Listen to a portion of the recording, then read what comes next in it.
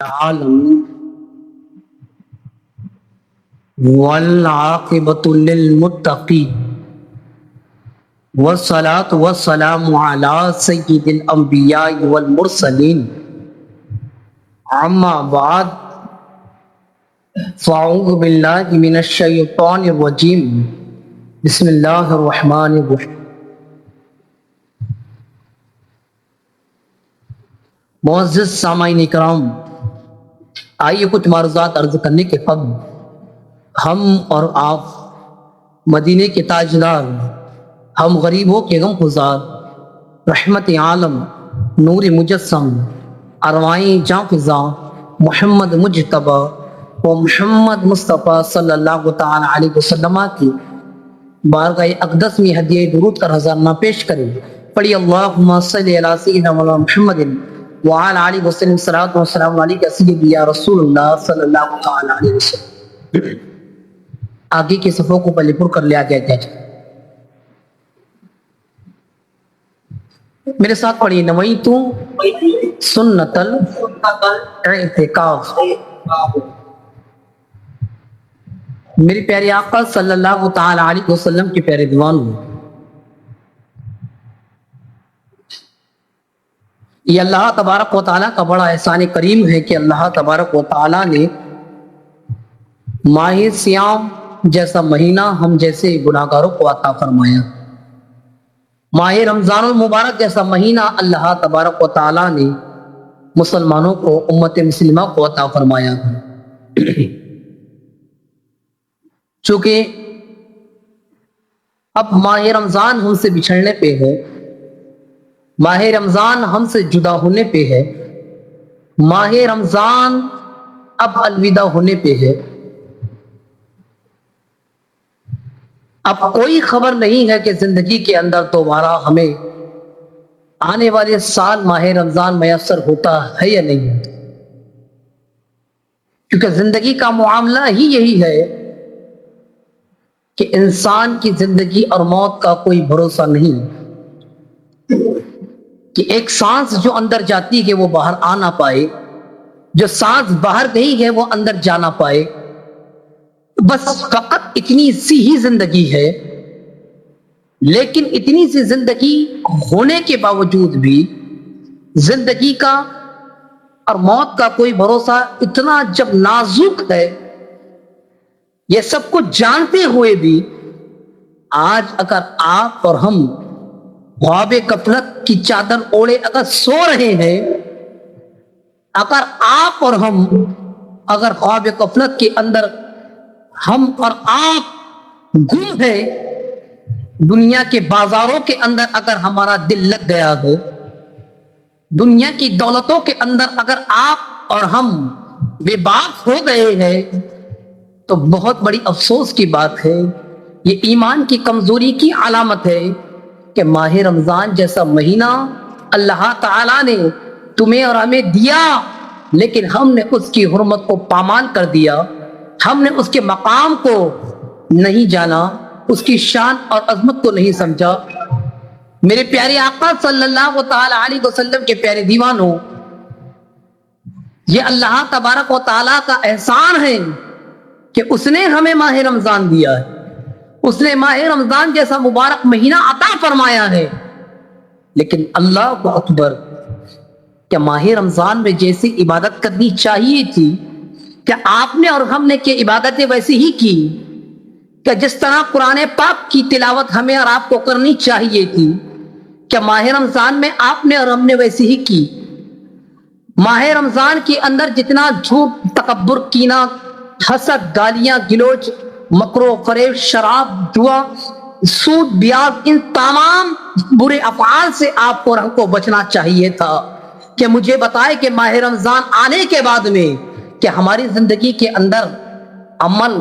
اچھی کی طرف رہا، کیا برائیوں سے آپ اور ہم کیا بچتے رہے؟ اگر ایسا نہ ہوا تو میرے پیارے مجھے بتاؤ تو صحیح، ارے نادان انسان مجھے سمجھاؤ تو صحیح کہ آخر ایسا کون سا لمحہ ہوگا، آخر ایسی کون سی ساعت ہوگی، آخر ایسی کون سی گھڑی ہوگی کہ جب آپ اور ہم گناہوں سے بچے گی، آپ اور ہم نیک اعمال کی طرف متوجہ ہوگے، اللہ کو اکبر. اگر ماہ رمضان جیسے مبارک مہینے کے اندر بھی ماہ رمضان مبارک جیسے ایسے افضل و اعلیٰ ایام کے اندر بھی اگر آپ گناہوں سے نہ بچ پائے, ہم اگر گناہوں سے اپنے آپ کے دامن کو نہ بچا پائے, تو پھر مجھے بتاؤ کہ ایسا کون سا مہینہ ہے, ایسی کون سی ساعت ہے, ایسی کون سی گھڑی ہے کہ جہاں پر آپ پر ہم گناہوں سے بچے گی, سیاہیوں سے بچے گی, جرم سے بچو گی, خطاؤں سے بچو گے, اللہ کو اکبر, اللہ کی نافرمانیوں سے بچو گے. اللہ اللہ میرے پیارے آقا صلی اللہ تعالی علیہ وسلم کے پیارے دیوانوں, میں اللہ ماشاء اللہ سب کی بات نہیں کرتا یہاں پر. اللہ اکبر. الحمدللہ بہت سے سینکڑوں ایسے لوگ آپ کو مل جائیں گے کہ جو شراب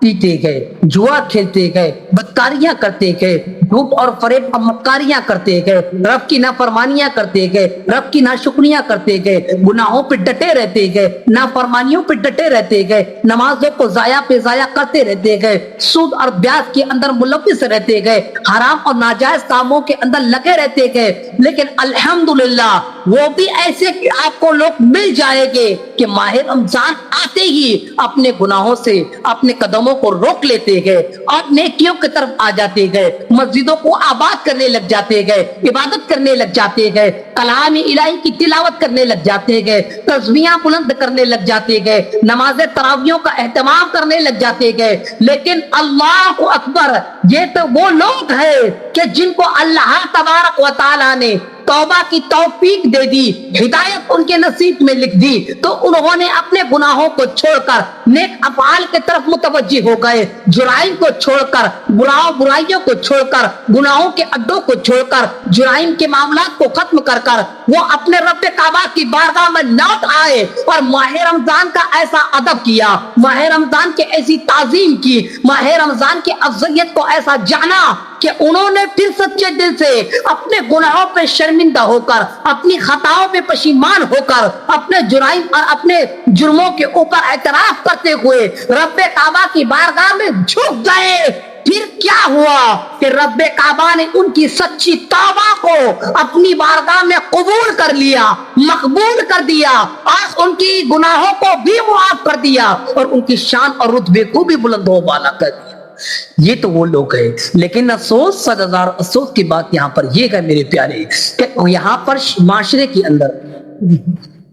ایسے بھی لوگ مل جائیں گے کہ اللہ اکبر, کہ جن کو ماہ رمضان ملا, لیکن اللہ اللہ ماہ رمضان آیا بھی, چلے بھی گیا, الوداع ہونے پہ بھی گئے, لیکن ان کو خبر تک نہیں رہی. اللہ اکبر. ماہ رمضان کی شروع میں ابتدا کے اندر 2 دن, 4 دن, 5 دن بہت ہو گیا, 1 ہفتہ نمازوں کی پابندیاں رہی,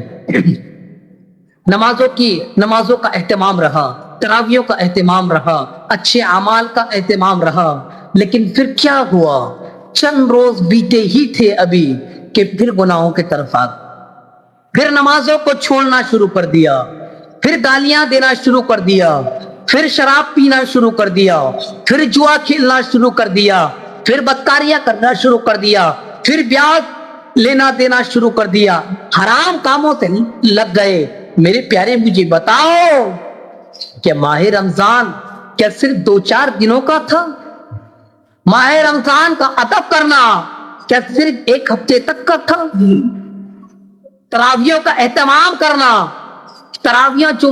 مندہ مسلمہ کے اوپر جو اللہ تبارک و تعالیٰ نے تراویحوں کا اہتمام جو مسلمانوں کے لیے رکھا گئے, شریعت اسلامیہ نے جو قانون نافذ کیا گئے, تو کیا مجھے بتاؤ کہ یہ 2-4 دن کے لیے؟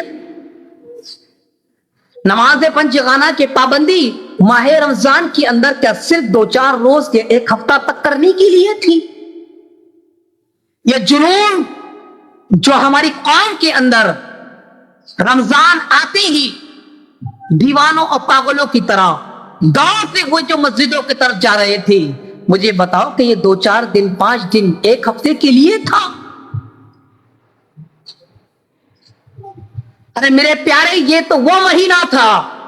کہ جہاں آپ اگر سچے دل سے رب کعبہ کی بارگاہ میں توبہ و استغفار کر لیتے, اور اگر تمہارے رب نے اگر تمہاری توبہ کو قبول کر لیتا,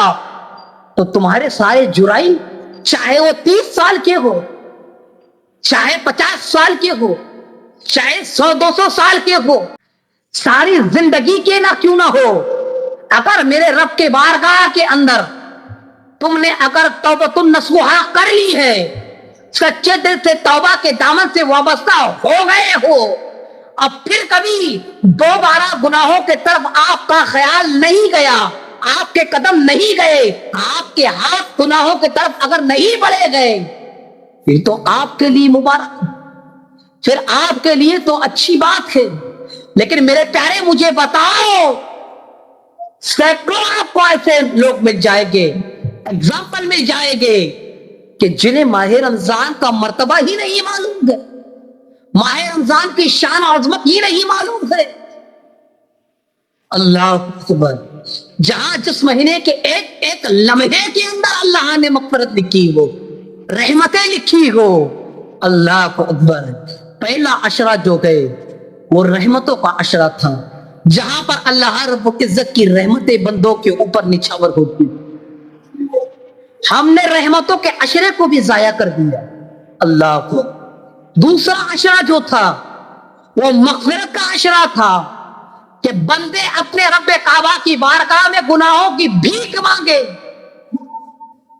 اپنی غلطیوں کے اوپر شرمندہ ہو جائے،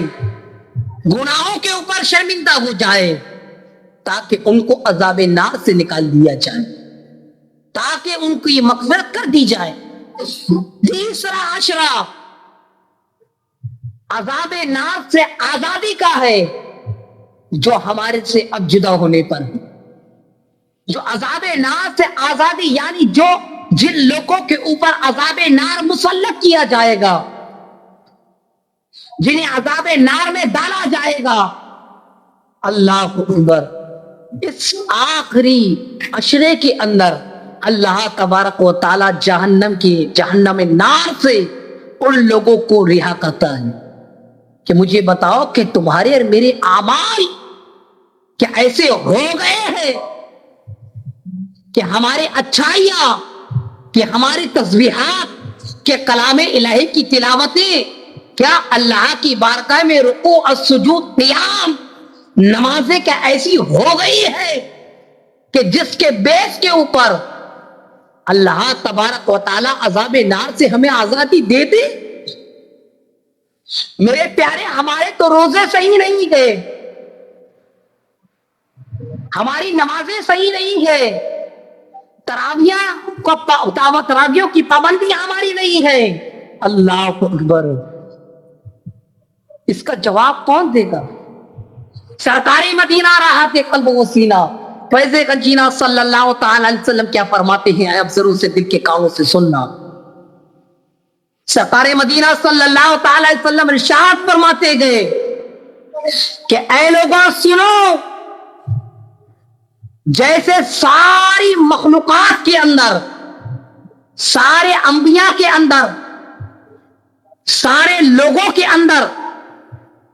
جیسے اللہ رب العزت کی شان کے بعد میں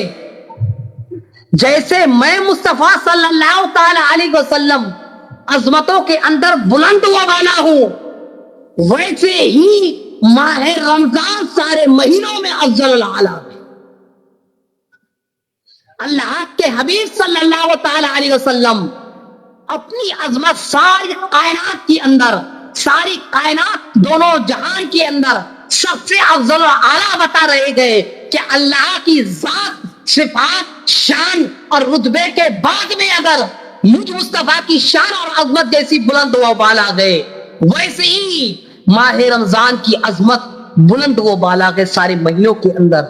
لیکن آپ نے، ہم نے ماہ رمضان کو سمجھا ہی نہیں ہے۔ جہاں پر ایک یہودی اپنے بچے کو مارکیٹ کے اندر، بازار کے اندر کھانے پینے سے روکتا ہے صرف ماہ رمضان کے ادب کے لیے،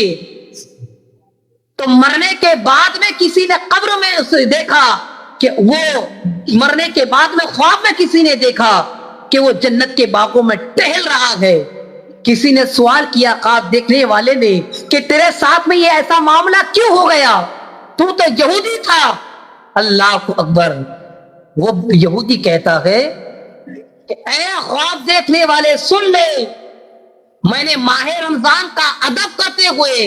اپنے بچے کو بازار میں کھانے پینے سے روکا کہ تجھے شرم نہیں آتی کہ مسلمانوں کا ماہ رمضان کا مہینہ چل رہا ہے، تو بازار کے اندر کھلے عام کھا پی رہا ہے۔ اللہ تبارک و تعالیٰ کو میری ادا اتنی پسند آئی کہ ماہ رمضان کا ادب ایک یہودی کر رہا ہے، تو اللہ تبارک و تعالیٰ نے مجھے مرنے سے پہلے ایمان کی دولت سے مشرف کر دیا اور ایمان کی دولت سے مالا مال کر کے جنت کے اندر مجھے اللہ تبارک و تعالیٰ نے جگہ عطا فرما دیا۔ اے مسلمانوں مجھے بتاؤ کہ جہاں پہ اللہ تبارک و تعالیٰ ایک یہودی کو، اسلام کے مخالف کو، جب وہ اسلام ماہ رمضان کا ادب کرنے کی وجہ سے اللہ تبارک و تعالیٰ اسے ایمان کی دولت دے رہا،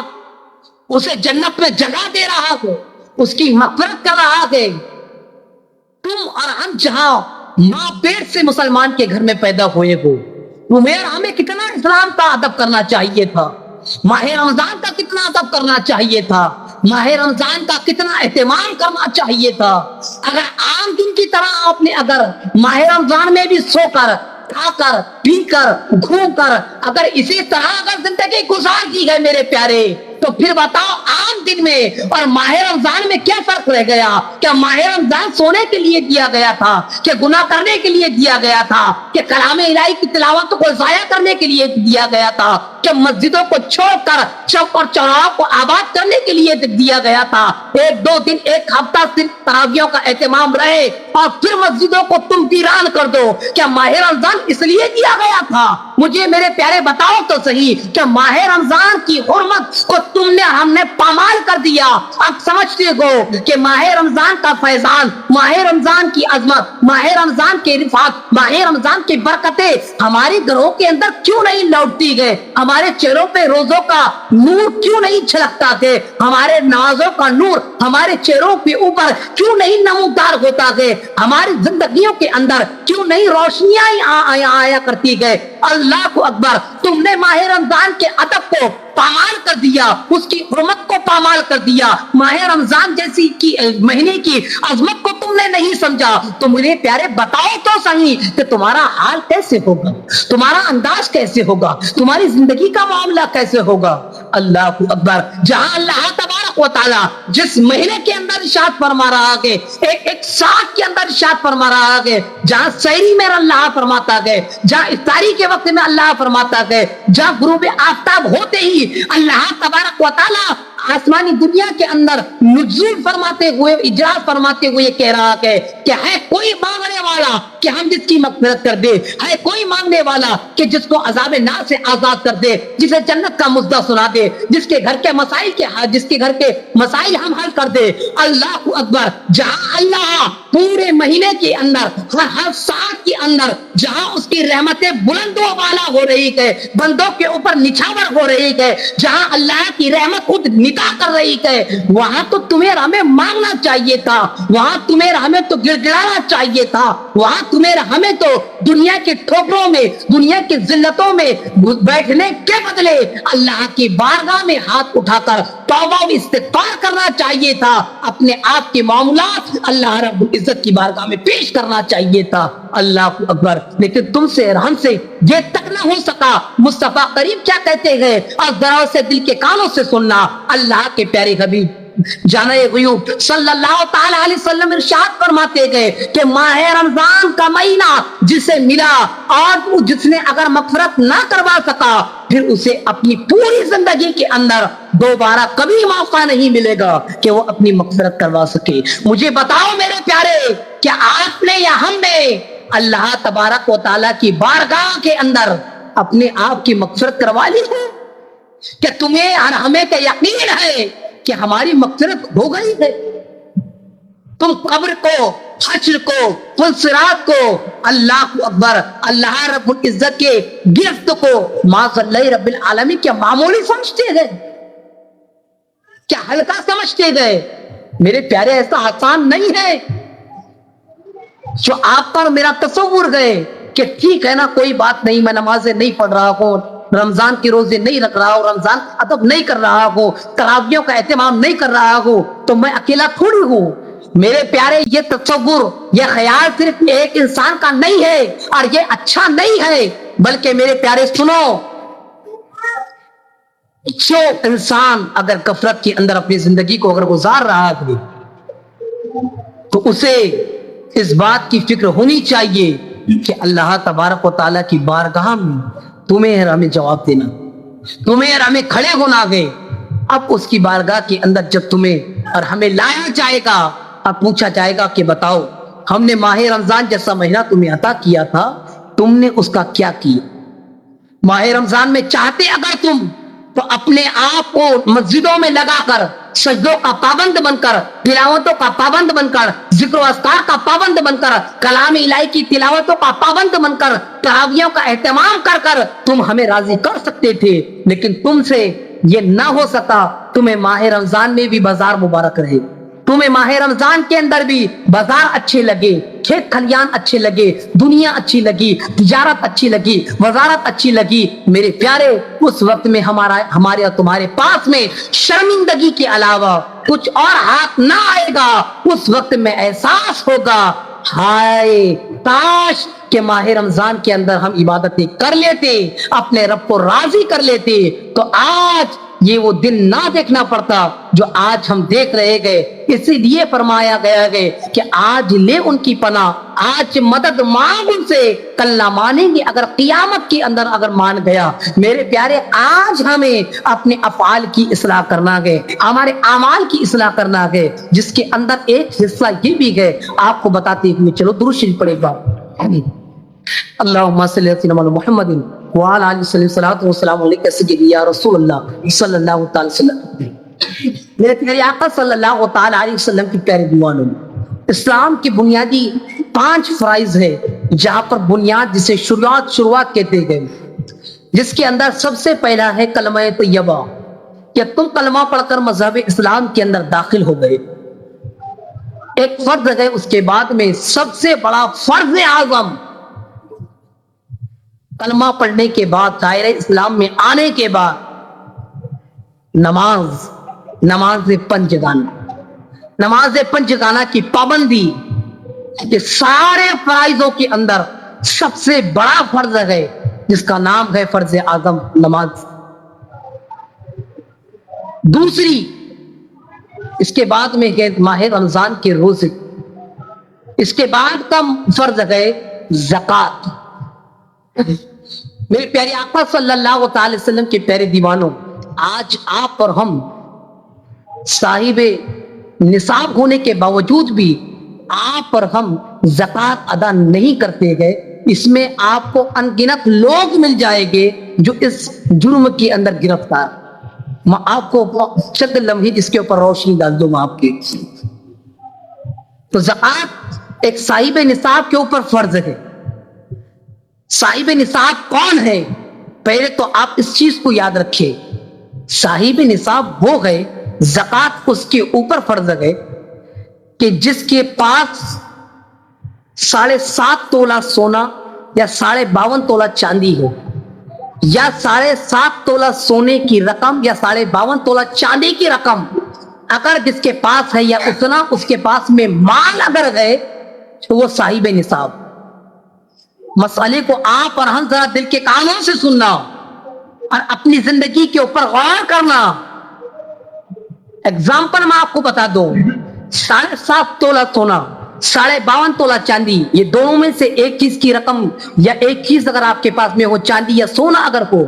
یا گھر کے اندر بیوی کے پاس, بہن کے پاس, امی کے پاس, ان کے پاس میں اگر گئے, یا بھائی کے پاس, بہن کے پاس, جس کے بھی پاس میں گئے, یا ہمارے اکاؤنٹ کے اندر اتنا بیلنس ہے, تو اب کیا اس کے اوپر حکم ہے, مقدار کیسی مانے. 52.5 تولہ چاندی یا 7.5 تولہ سونا کی رقم اگر مان کے چلیے, ایگزامپل آج کے ریٹ میں اگر 25,000 روپے ہے, ایگزامپل مانیے آپ, میں آپ کو ایگزیکٹ نہیں بتا رہا ہوں, اگر کسی کے پاس میں 25,000 روپے کی رقم اگر پائی جا رہی ہے کہ جو ایک سونے کی رقم کے برابر گئے, چاندی کی رقم کے برابر گئے, تو اب اگر 25,000 روپے کی رقم اس کے پاس میں پائی جا رہی ہے تو وہ صاحب نصاب ہے. اب اس کے لیے زکات دینا اس کے اوپر فرض ہے. دوسری چیز کہ اس کے اوپر سے اتنے مال پہ سے سال گزر جانا شرط ہے کہ اگر اس کے پاس میں سونا تھا 7.5 تولہ یا چاندی تھی 52.5 تولہ یا اتنی رقم اس کے پاس تھی، ایگزامپل 25,000 روپے تھی اس کی رقم ہو رہی ہے آج کے ریٹ میں، تو 25,000 روپے اس کے اکاؤنٹ میں رہے، بیلنس رہا، اور اس پہ سے سال گزر گیا، اب وہ صاحب نصاب ہو گیا. اب اس کے اوپر زکات لازم ہو گئی ہے. تو اب زکات پہلے تو کتنی ہے؟ 100 روپے کے اوپر 2.5 روپے. کتنے روپے گئے؟ 100 روپے کے اوپر 2.5 روپے گئے. اب اپنے پاس، آپ کے پاس جتنا مال ہے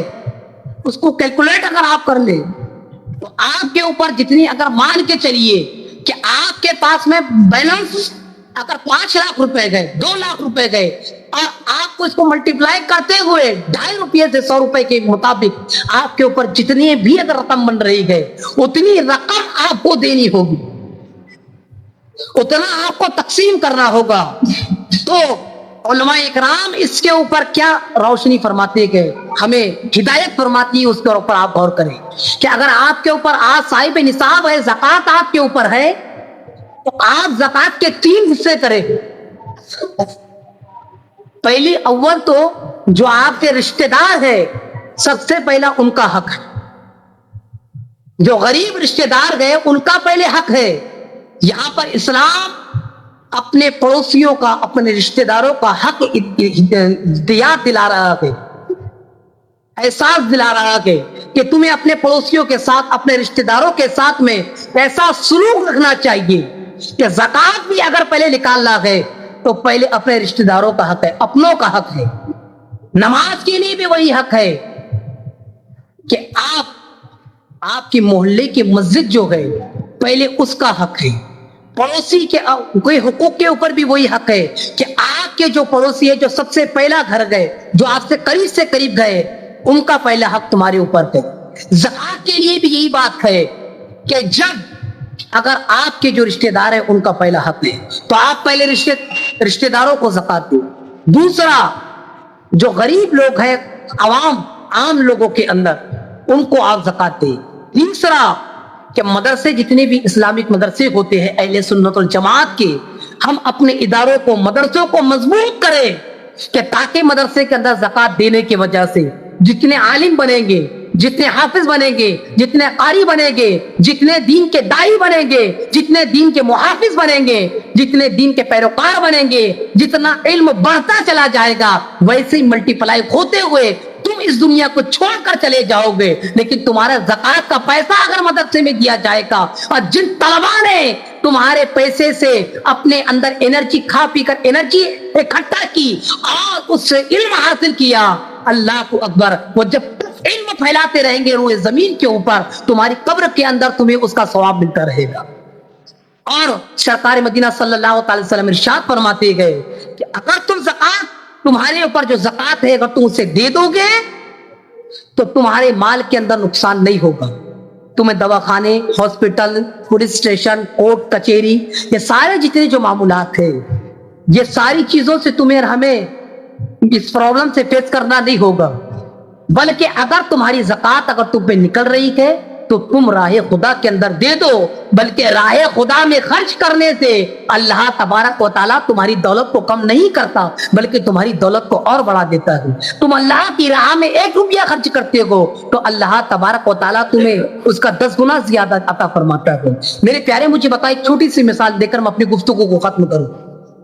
ہم کوئی بھی چیز بازار سے لے آتے ہیں، اس کا ہم کچھ حصہ پھینک دیتے ہیں، لیکن اس وقت میں آپ کو اور ہم کو احساس نہیں ہوتا ہے. ایک میں آپ کو مثال دے دوں، ہم تربوز مارکیٹ سے لے کر آتے ہیں، تربوز کو کاٹنے کے بعد میں اگر آپ نے 2 کلو تربوز لے آئے گئے، تقریباً اس کا جو کور ہوتا ہے، اس کا چھلٹا جو ہوتا ہے 1.5 کلو کے آس پاس میں چھلٹا نکل کر ہمارا اس کو پھینک دیتے گئے. 2 کلو میں سے اگر 1.5 کلو اگر ہمارا پھینکنے میں چلا گیا، آپ کی اور میری نگاہ میں نہیں آتا ہے. آپ اور ہم کبھی غور نہیں کرتے گئے کہ اتنا ہم نے اس میں کا جو 2 کلو لایا تھا وہ کم ہو گیا. ہم کبھی ان چیزوں کے اوپر دھیان نہیں کر دیتے. لیکن میرے پیارے, اگر ہم نے 500 روپیے ہمارے حلال کمائی کے اندر سے اگر 50 روپیے مان کے چلیے, 100 روپیے مان کے چلیے, 20-25 روپے اگر راہ خدا میں خرچ کرنے کی اگر بات آتی ہے تو آپ ہم سوچتے ہیں جہاں اسلام بتا رہا ہے تم کو 100 روپے پہ 2.5 روپے خرچ کرنا, زکات دینا, اس کے بارے میں آپ ہم اتنا سوچ رہے گے. میرے پیارے, اللہ تبارک و تعالیٰ کی بارگاہ میں دعا ہے, التجا ہے کہ ہم اور آپ زکات اگر ہمارے اوپر ہے تو ہم زکات دے, اور زکات کا صحیح جگہ دے, مستحق لوگوں کو دے, ضرورت مند لوگوں کو دے, اور صرف کسی کو 100 روپے کسی کو 50 روپے دے کر نہ ختم کر دے, اتنا دے کہ کم سے کم کسی غریب کا گزارا ہو جائے, کسی غریب کی مدد ہو جائے. اللہ تبارک و تعالیٰ سے دعا کہ اللہ تعالیٰ کہنے سننے سے زیادہ عمل خیر کی توفیق عطا فرمائے. بیان کے دوران مجھ سے کچھ شرن لفظش یا کوئی خطا اگر ہو گئی ہو تو آپ تمامی حضرات کو گواہ بنا کے استغفار پڑھتا ہوں. استغفر اللہ ربی من کل ذنب و اتوب الیہ وما علینا الا البلاغ المبین. صدق اللہ العظیم.